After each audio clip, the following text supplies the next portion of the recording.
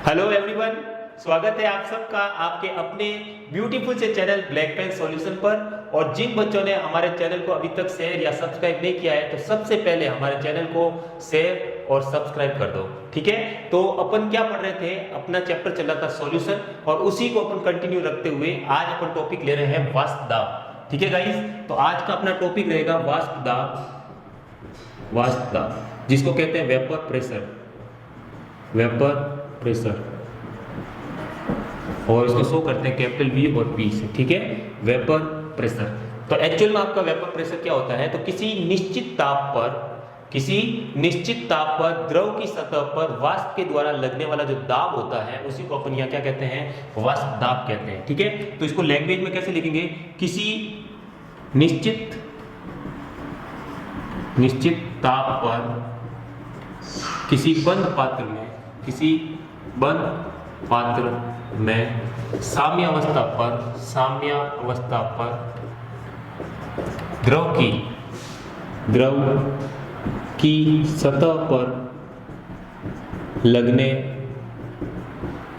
की सतह पर वाष्प द्वारा लगने वाला दाब उस द्रव का वाष्प दाब कहलाता है, वेपर प्रेशर कहलाता है, ठीक है। जो आपके पास वेपर है वो कितना प्रेशर एक्सर्ट कर रही है वही आपका क्या कहलाएगा, यहाँ पे वाष्प दाब कहलाता है। देखो कैसे, सपोज करो ये कंटेनर है और नीचे बर्नर लगा हुआ है, आप इसको हीट कर रहे हो और यहाँ पे आपने क्या लिया, प्योर फॉर्म में वाटर लिया, ठीक है। और यहाँ से ये बंद ढक्कन लगा हुआ इसके ऊपर, ये ठीक है, क्लोज वेसल है, ये क्लोज। और आप इसको गर्म कर रहे हो और ये आपके पास है प्योर वाटर, क्या है, प्योर वाटर है। अब जब आप इसको हीट करोगे तो ये किस में कन्वर्ट होगा, वेपर फॉर्म में, ठीक है, ये वेपर फॉर्म में कन्वर्ट होगा।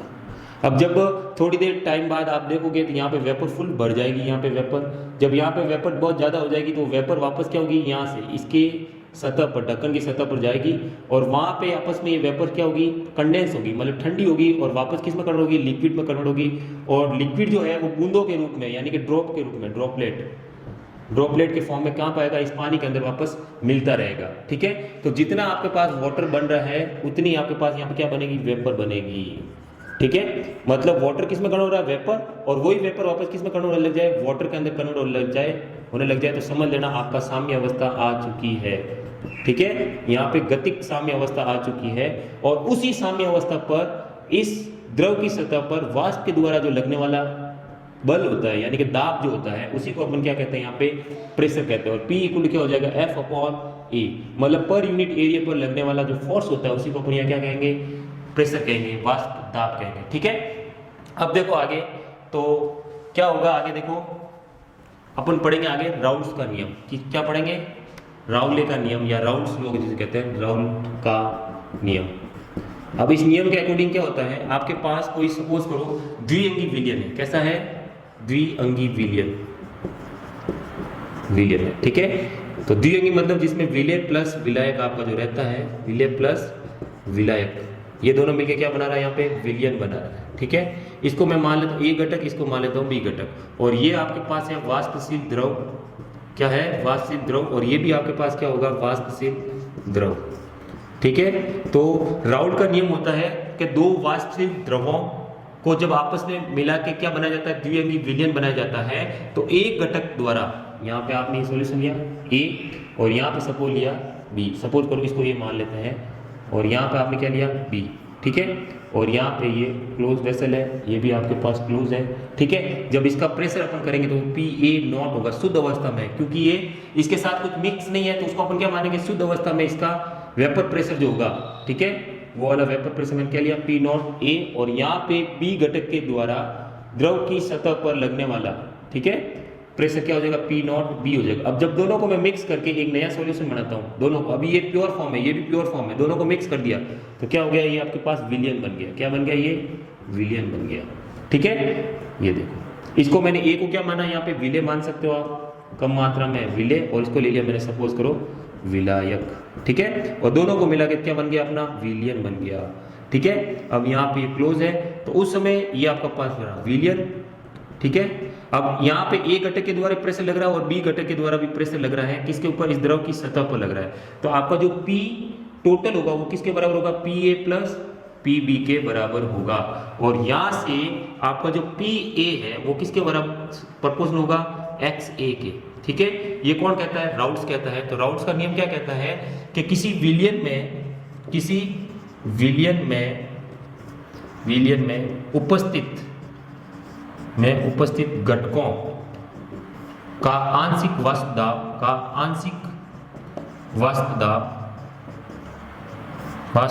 उन घटकों की विलियन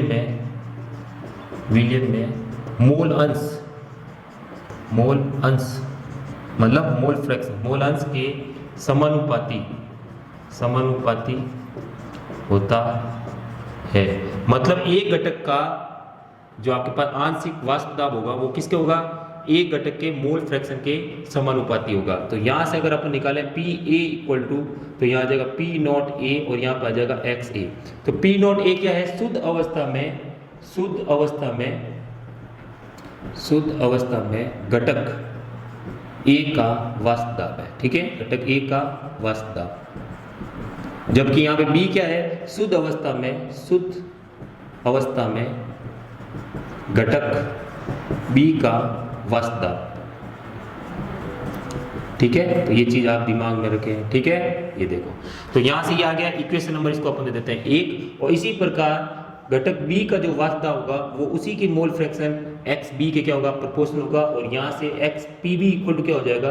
प्रोपोर्शनल चिन्ह हटाएंगे तो यहाँ पे एक कांस्टेंट आएगा जिसको कहेंगे पी नॉट बी और यहाँ पे आ जाएगा एक्स बी। इसको इक्वेशन नंबर 2 दे देते हैं। ठीक है, अब आगे क्या कहता है राउल्स का नियम? आगे कहता है इसी के अंदर, ये तो गया पहली लाइन। दूसरी लाइन, ठीक है, विलियन का कुल वाष्प दाब उन घटकों के वाष्प दाब उसमें उपस्थित लिख देता हूं, उसमें उपस्थित घटकों के वाष्प दाब के योग के बराबर होता है, योग के बराबर होता है। राइट, तो यहां से आपके पास एक चीज आएगी, वो निकल के आएगी कि आपका जो PT है मतलब P कुल है, P जो कुल होगा वो किसके बराबर होगा? PA प्लस PB के बराबर। और यहां से अगर आप देखो तो PA कितना आ रहा है? तो आपका सर P नॉट A और किसके बराबर है? XB प्लस यहाँ से क्या हो जाएगा? P नॉट B और यहाँ क्या आ जाएगा? XB। राइट, अब देखो यहाँ से P ये तो हो गया टोटल। अब मुझे पता है कि यहाँ से P जो कुल है आपके पास वो किसके बराबर? इसके बराबर हो गया। और आप जानते हो कि XA प्लस XB किसके बराबर होता है? 1 के बराबर। तो यहाँ से मैं अगर XA निकालूं तो किसके बराबर हो जाएगा? 1 माइनस XB के बराबर आ जाएगा। ठीक है, तो ये XA की वैल्यू आप निकाल के किस में रख दो? यहाँ पे ये XA है ना, देखो P नॉट A XA। तो ये XA की जगह अपन ये वाली वैल्यू पुट अप कर दे तो P नॉट A यहाँ पे बन जाएगा 1 माइनस XB प्लस क्या हो जाएगा? P नॉट B और यहाँ क्या आ जाएगा? XB। राइट, अब देखो आगे,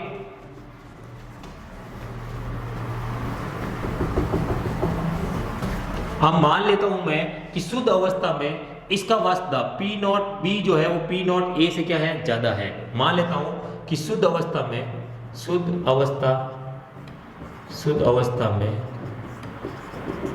P नॉट B ज्यादा है किससे? P नॉट A से। ठीक है, ये अपन ने पहले से मान लिया। अब आप चाहो तो इसको ज्यादा मान सकते हो A को, इसको कम मान सकते हो, कोई दिक्कत नहीं है। ठीक है, अभी अपन ग्राफ प्लॉट करेंगे तब आपको पता चल जाएगा। ठीक है, तो यहां से अगर आप वैल्यू निकालो P टोटल की, यानी P टोटल की वैल्यू निकालो तो P नॉट A माइनस यहाँ क्या हो जाएगा? ये P not A XB plus P not B यहाँ पे क्या गया? XB। अब मैं यहाँ से क्या करता हूँ? P नॉट A यहाँ से XB कॉमन लेता हूँ। ठीक है, तो मैंने करा प्लस का लिया XB, तो इसमें से XB चला गया तो क्या बचा? यहाँ पे प्लस का है देखो, तो क्या बचेगा? यहाँ से XB जाएगा तो यहाँ बचेगा P नॉट B माइनस यहाँ से XB जाएगा क्या बचेगा? माइनस P नॉट A बचेगा, P नॉट A बच गया। ठीक है, तो ये आपके पास हो गया P टोटल। ठीक है, अब इसके बीच में अपन ग्राफ बनाते हैं। इक्वेशन एक तो आई आपके पास ये वाली थर्ड इक्वेशन, और एक इक्वेशन है आपके पास, इसको मैं ले लेता हूँ। सपोज ये आपके पास थी ना P नॉट, मिटा दिया मैंने, चलो तो यहाँ मैं लिख देता हूँ कि आपके पास एक इक्वेशन थी P नॉट P A की बराबर था P not A X A, और दूसरी इक्वेशन थी आपके पास, इसको लेंगे equation number first, P B की वैल्यू लेंगे, पी बी बराबर पी नॉट बी, और यहाँ पे था आपके पास एक्स बी, इसी इक्वेशन लेंगे 2। ठीक है, तो इक्वेशन 1, 2 एंड 3 इन तीनों के बीच में अपन ग्राफ क्या करेंगे, प्लॉट करेंगे। तो देखो कुछ ग्राफ ऐसा आएगा,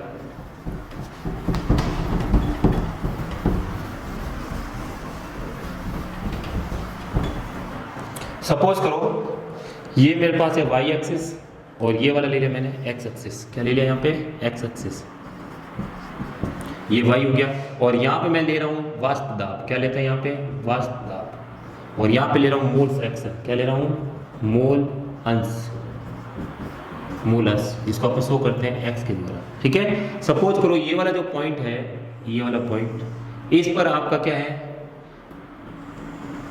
इस पॉइंट पर एक्स ए मान लेता हूं मैं 1 और एक्स बी मान लेता हूं 0, क्योंकि एक्स ए प्लस एक्स बी कितना होता है, 1 होता है। तो 1 प्लस 0 कितना आ गया आपके पास, 1 आ गया। ठीक है, और यहीं पे एक वाई एक्स और बनाता हूं मैं, और यहाँ पे भी क्या रहेगा आपका, वाष्प दाब रहेगा ऊपर की तरफ। ठीक है, एक के अंदर सारे ग्राफ आ जाएगा, पर तीनों ग्राफ, इसका, इसका और ये वाला थर्ड, इस तीनों के ग्राफ में एक में प्लॉट कर रहा हूँ। देखो तो ये आपके पास हो गया वाष्प दाब, और यहाँ पे मैं ले लेता हूँ इस पॉइंट के ऊपर, इस पॉइंट के ऊपर ले लेता हूँ एक्स ए कितना ले लेता हूँ 0, जबकि एक्स बी कितना ले लेता हूँ मैं यहाँ पे 1। 0 और 1 कितना हो गया, 1। ठीक है, अब सपोज करो एक्स ए इक्वल टू 1 है, अब इसमें रखो एक्स ए की वैल्यू क्या रखो, 1 रखो, तो वो पी ए जो होगा किसके बराबर होगा, पी नॉट ए के बराबर होगा, यानी कि आपका क्या होगा, हाईएस्ट होगा गाइस। क्या होगा, हाईएस्ट। पी नॉट ए शुद्ध अवस्था में होता है, तो मैंने यहाँ मान लिया पी नॉट ए। ठीक है, जब एक्स ए 1 था, एक्स ए 1 था, तो पी ए किसके बराबर था, पी नॉट ए के बराबर था। ठीक है, अब यहाँ से देखो इसको लेते हैं, अगर एक्स ए में यहाँ पे 0 रखूं और एक्स बी की वैल्यू कितनी रखूं, 1 रखूं, तो यहाँ से देखो एक्स बी की अगर वैल्यू 1 रखता हूं तो पी बी किसके बराबर आता है, पी नॉट बी के बराबर आता है। ठीक है, तो पी बी किसके बराबर आएगा, पी नॉट बी, और तुम खुद जानते हो पी नॉट बी को मैंने पी नॉट ए से बड़ा माना है, तो ग्राफ कुछ इससे ऊपर आएगा, थोड़ा सा यहाँ आएगा। ठीक है, ये हो गया आपके पास पी नॉट बी। ठीक है, अब क्या करो, यहाँ से आप लाइन ड्रॉ करो, तो y इक्वल टू क्या आ रहा है, mx प्लस सी, ये होता है ना आपके पास फॉर्मूला, y बराबर क्या होता है, mx प्लस सी।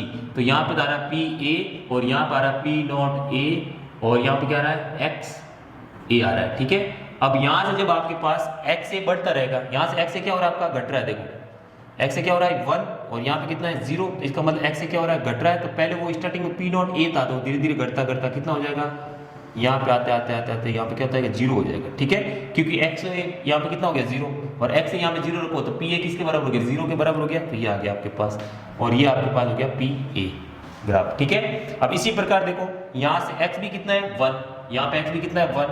अब धीरे धीरे क्या होगा आपका, इधर जाओगे तो वो 0 की तरफ जा रहा है, मतलब 1 से क्या हो रहा है, कम हो रहा है, मतलब 1 पे आपका हाईएस्ट प्रेशर था, अब धीरे धीरे वो क्या हो जाएगा आपका, कम होता रहेगा, कम होता रहेगा, और यहाँ पे जाके कितना हो जाएगा, 0 हो जाएगा गाइस। ठीक है, ये देखो यहाँ पे जाके कितना हो जाएगा, 0 हो जाएगा, ये। ठीक है, तो ये आपका ग्राफ बन गया किसका, ये बन गया आपके पास पीबी का। ठीक है, अब अपने को तीसरा ग्राफ ये वाला बनाना है। ठीक है, तो यहाँ पे पहले देखो एक्स ए कितना है 1 और एक्स बी कितना है 0, तो एक्स ए 1 रखो इसके अंदर, तो एक्स ए अपने इसमें है ही नहीं, तो एक्स बी रखो। एक्स बी अगर मैं 0 रखता हूँ, एक्स बी अगर 0 रखता हूँ, तो पी टोटल किसके बराबर हो गया, पी नॉट ए के बराबर हो गया, when X B equal to 0, तो पी टोटल जो है वो किसके बराबर होगा, पी नॉट ए के बराबर होगा। तो एक पॉइंट तो आपके पास ये आ गया, पी नॉट ए के बराबर होगा, ये रहा। ठीक है, अब दूसरा पॉइंट एक और चाहिए, लाइन ड्रॉ करने के लिए आपको 2 पॉइंट चाहिए, तो दूसरा पॉइंट अपन कहाँ रखते हैं, देखो सपोज करो अपन रख देते हैं, इसके अंदर रख सकते हो आप चाहो तो, या चाहो तो आप इसके अंदर रख दो। चलो एक्स बी की वैल्यू आपके पास कितनी है इस पॉइंट के अंदर 1, और एक्स ए कितना है 0, एक्स ए 0 है, एक्स बी की वैल्यू कितनी है 1, तो इसके अंदर 1 रखो एक्स बी की वैल्यू। तो आप क्या सोचोगे कि पी टी जो है वो 8, मैं यहाँ लिख देता हूँ 8 एक्स बी इक्वल टू, ये तो आया आपके पास एक्स बी इक्वल टू 0, और ये आ रहा है एक्स बी इक्वल टू 1, तो एक्स बी इक्वल टू 1 रखते हो तो ये क्या हो जाएगा, पी नॉट ए प्लस क्या हो जाएगा, P not B minus P not ए। ठीक है, पी नॉट ए से पी नॉट ए कट गया, तो पी टी किसके बराबर हो गया, पी टी हो गया पी नॉट बी के बराबर। मतलब आप जब एक्स बी की वैल्यू 1 रखते हो तो पी टी की वैल्यू कितनी आती है, पी नॉट बी के बराबर होती है। तो एक्स बी इक्वल 1 रखता हूँ तो इसकी वैल्यू कितनी आती है, पी नॉट बी के बराबर आती है। तो एक पॉइंट ये हो गया, एक पॉइंट ये हो गया, दोनों को मिलाया तो ग्राफ किसका आ गया आपके पास, पी टोटल का आ गया, और पी टोटल किसके बराबर होता है, P A plus P B के इक्वल होता है। ठीक है, तो ये राउल्स के नियम के अनुसार 2 शुद्ध विलायकों को जब आप मिक्स करते हो, दो शुद्ध विलायकों को, सपोज करो ए घटक और बी घटक है शुद्ध, तो उसको मिक्स करने पर जो आपका फाइनल विलियन बनेगा, उस विलियन का ग्राफ कुछ ऐसा रहेगा वास्तव दाब के अकॉर्डिंग। ठीक है, चलते हैं नेक्स्ट। अब देखो नेक्स्ट जो आपकी इक्वेशन रहेगी वो लेते हैं अपन आदर्श और अनादर्श विलियन के ऊपर। ठीक है, आपका जो विलियन है उसको दो टाइप में वास्तव दाब के अकॉर्डिंग बांट रखा है, एक तो होगा आपका आदर्श और एक आपका होगा अनादर्श विलियन। ठीक है, वास्तव दाब के अकॉर्डिंग जो आपका विलियन होगा, एक तो होगा आदर्श, ये रहा विलियन लिख देता हूं डायरेक्ट। विलियन जो है वो दो टाइप्स का, एक आदर्श और दूसरा अनादर्श, और दूसरा होगा आपका अनादर्श विलियन। ठीक है, अब अनादर्श विलियन फर्दर टू टाइप्स का है आपके पास, एक तो होगा आपके पास धनात्मक और दूसरा होगा आपके पास ऋणात्मक। ठीक है, इसको भी अपन कंटिन्यू आगे करेंगे। ठीक है, तो सबसे पहले देखो आदर्श विलियन क्या होता है, तो पहली लाइन क्या होगा, आदर्श विलियन वे विलियन जो सभी सांद्रताओं पर राउल्ट के नियम का पालन करे क्या कहलाएंगे आपके पास, आदर्श विलियन कहलाएंगे, आदर्श विलियन कहलाते हैं। ठीक है, तो सबसे पहले देखो राउल्ट का नियम क्या कहता है कि पीटी इक्वल टू क्या होगा, पीए प्लस पीबी, अगर उसके अंदर दो घटक है तो, और पीए किसके बराबर होता है, तो आप जानते हो कि पीए जो होगा वो किसके बराबर होगा, पी नॉट ए और एक्स ए, और पी बी किसके बराबर होगा, पी नॉट बी, और यहाँ क्या आएगा एक्स बी। तो इन इक्वेशन को फॉलो करता है तो क्या कहलाएगा, राउल्ट का नियम कहलाएगा। ठीक है, तो राउल्ट के नियम को फॉलो करता हो तो अनादर्श विलियन में क्या हो जाएगा, देखो अनादर्श विलियन इसी के साथ लिख देता हूँ, अनादर्श विलियन जो राउल्ट के नियम का पालन नहीं करता है। ठीक है, नहीं करता है, वह विलियन जो दी गई सांद्रताओं पर राउल्ट के नियम का पालन नहीं करता है। इसका मतलब Pt जो है वो not equal to Pa plus Pb होगा, या तो ज्यादा होगा या कम होगा, और Pa जो है वो फर्दर नॉट इक्वल टू क्या होगा, P नॉट A और X A, और Pb जो होगा वो P नॉट B और X B के क्या होगा, इक्वल नहीं होगा। तो ये आपका क्या कहलाएगा, अनादर्श विलियन कहलाएगा। दूसरी बात कि डेल्टा H इक्वल टू क्या होगा, जीरो, मतलब चेंज इन एंट्रोपी। यहाँ पे आपके पास क्या है, यहाँ पे एंथैल्पी। ठीक है, एंथैल्पी में परिवर्तन क्या होगा, जीरो होगा, मतलब पूरे प्रक्रम या पूरे विलियन में, ठीक है, विलियन में न तो ऊर्जा मतलब आपकी उष्मा ऊर्जा है यहाँ से, ठीक है, हीट उष्मा ऊर्जा न तो उत्सर्जित होती है और ना ही अवशोषित होती है। ठीक है, मतलब ऊर्जा का ना तो अवशोषण होगा ना उत्सर्जन होगा, डेल्टा H इक्वल टू क्या होगा, जीरो होगा। जबकि इसमें क्या होगा, आपका सेकंड पॉइंट डेल्टा H जो होगा, चेंज इन एंथैल्पी जो होगा, नॉट इक्वल टू क्या होगा, जीरो होगा, या तो जीरो से बड़ा होगा या जीरो से कम होगा। थर्ड पॉइंट अपना इसमें आ जाता है कि डेल्टा V इक्वल टू क्या होगा, जीरो होगा, मतलब आयतन में कोई परिवर्तन नहीं आएगा। जब आप विलय और विलायक को लेते हो तो जो टोटल आयतन रहता है वो विलय प्लस विलायक के आयतन के बराबर रहेगा। ठीक है, यानी कि आपका जो Vt है वो क्या होगा, Va प्लस Vb के इक्वल होगा। जबकि इसमें क्या हो जाएगा, आपका डेल्टा, तो थर्ड है, टोटल है यहाँ पे T का मतलब ना, टोटल वॉल्यूम जो होगा वो A और B के वॉल्यूम के बराबर होगा। लेकिन यहाँ पे जो आपका चेंज इन वॉल्यूम है वो नॉट इक्वल टू जीरो है, मतलब जीरो से बड़ा या जीरो से छोटा हो सकता है। ठीक है, तो ये तीसरा पॉइंट हो जाएगा। और चौथा पॉइंट आपके पास आएगा कि A और A मतलब आपके पास विलय और विलय के अणु आपस में जो क्रिया करते हैं, और B मतलब विलायक के अणुओं के मध्य जो अन्योन्य क्रिया होगी वो क्या होगी, किसके बराबर होगी, A और B के मध्य अन्योन्य क्रिया के बराबर होगी, है ना। यहाँ पे A क्या है, A घटक के पार्टिकल्स है, A के बीच में जो अन्योन्य क्रिया होगी, B के जो बीच में अन्योन्य क्रिया होगी, उनका सम जो है वो किसके अन्योन्य क्रिया के बराबर होगा, A और B की अन्योन्य क्रिया के बराबर होगा। जबकि इसमें क्या होगा, A के बीच में अंतरा आणविक बल कह दो, और जो B के पार्टिकल्स हैं उनके मध्य अंतरा आणविक बल जो है वो A और B मतलब विलय प्लस विलायक के अंतरा आणविक बलों के बराबर नहीं होगा तो कौन सा हो जाएगा आपके पास अनादर्स विलियन हो जाएगा गाइस। ठीक है, अब देखो नेक्स्ट अपन देखते हैं जो अनादर्स विलियन होता है वो फर्दर 2 टाइप्स का होता है। ठीक है, देखो आगे तो आदर्श विलियन का ग्राफ तो अभी अपन ने बनाया था वही वाला ग्राफ है, और अनादर्स विलियन के अंदर जो ग्राफ होगा वो देखो कुछ ऐसा होगा। आपके पास जो अनादर्स विलियन है वो फर्दर 2 टाइप का, एक तो होगा धनात्मक अनादर्स विलियन और दूसरा होगा आपका ऋणात्मक। ठीक है, ऋणात्मक अनादर्स विलियन, राइट। अब धनात्मक में क्या होगा, देखो इसमें अपने पास जो सबसे पहले तो ये राउंड्स के नियम को फॉलो नहीं करते दोनों ही, क्योंकि दोनों किसके नियम है, अनादर्स विलियन के। ठीक है, तो इसमें धनात्मक में क्या होगा कि आपका जो पी ए है वो बड़ा होगा किससे, P not A X A से।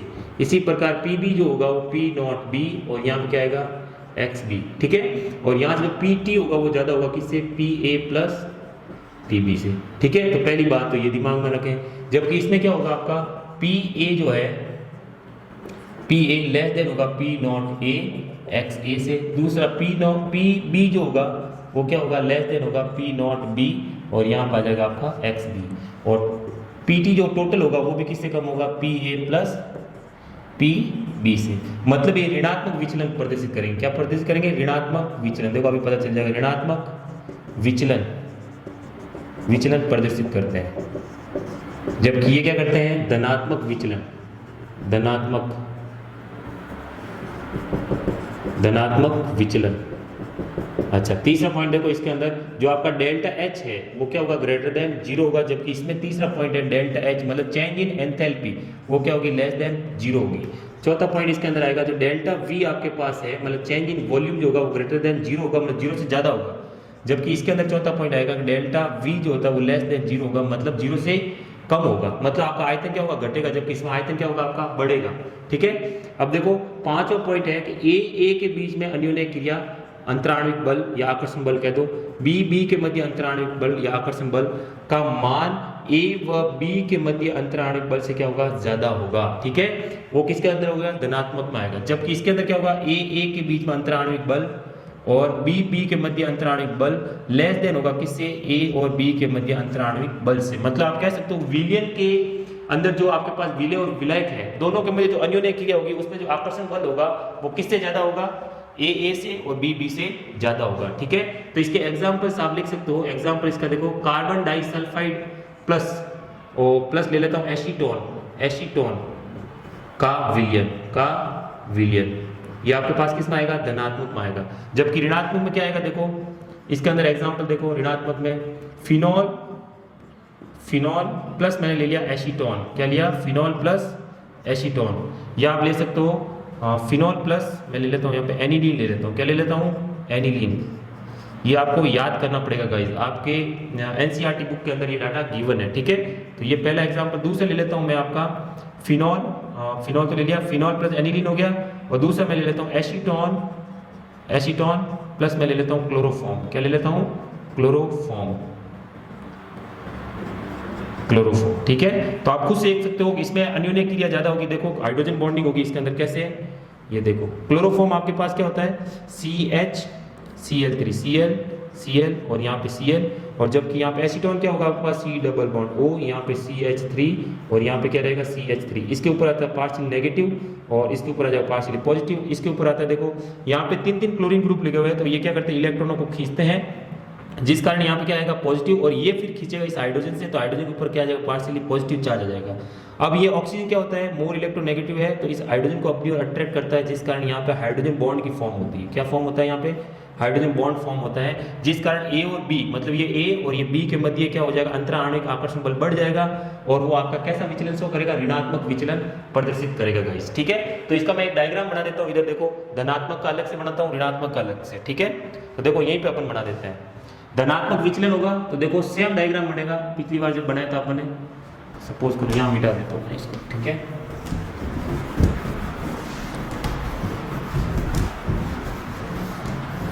देखो यहाँ पे मैं वापस लिख रहा हूँ धनात्मक करते हैं, तो मैं यहाँ ले रहा हूँ धनात्मक अनादर्श